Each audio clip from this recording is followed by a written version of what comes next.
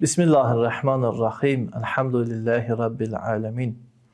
Bəzən belə bir sual yaranır və bu sualın yaranması da bəzi kitablardır. O kitabların bəzilərində deyilir və yaxud bunu Mərsiyə xanlar da, məhdahlar da deyir ki, xanım Fatimə dəfələrlə İmam Həsən və İmam Hüseynin əlindən tutaraq Peyğəmbərin qəbrinə gedib özünə ölüm arzulamışdı.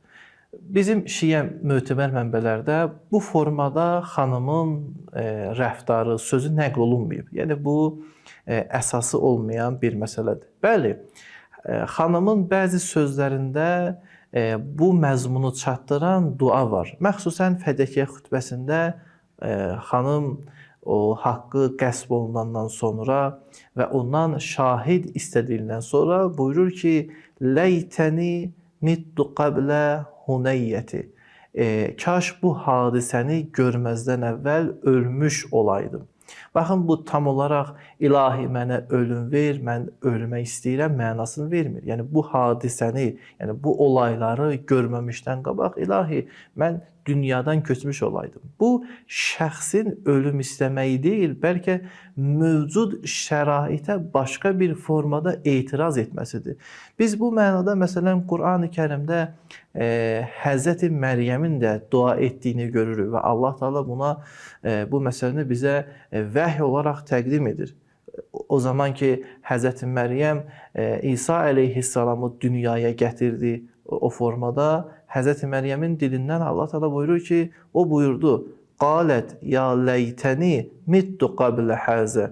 Ey kaş bundan əvvəl, yəni Həzrəti İsa'nı dünyaya gətirməmişdən qabaq öləydim, dünyanı tərk edərdim və kuntu nəsiyyən mənsiyyə və tam olaraq unudulmuş bir şəxs olardım.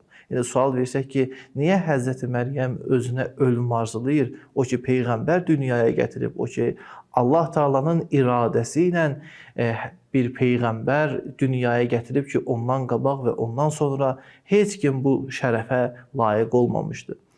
Təbii olaraq Həzrəti Məryəm bu duanı özü üçün deyil, yəni bu hadisə, bu olaylar üçün deyil, bəlkə mövcud şəraitə görə deyil. Yəni bu insanların hələ təfəkkürü, düşüncəsi o yerə çatmayıb ki, bu ilahi möcüzəni qəbul etsinlər. Yəni buna görə də Həzrəti Məryəm deyir ki, ey kaş ilahi mən bu işdən qabaq öləydim. Niyə? Çünki bunlar mənə iffətsizlik və sair mənfi sifətləri nisbət verəcək və mən bilirsən ki, sənin bəndənəm, bu kimi məsələləri təhəmmül etməyə gücüm çatmır və sən mənə güc ver.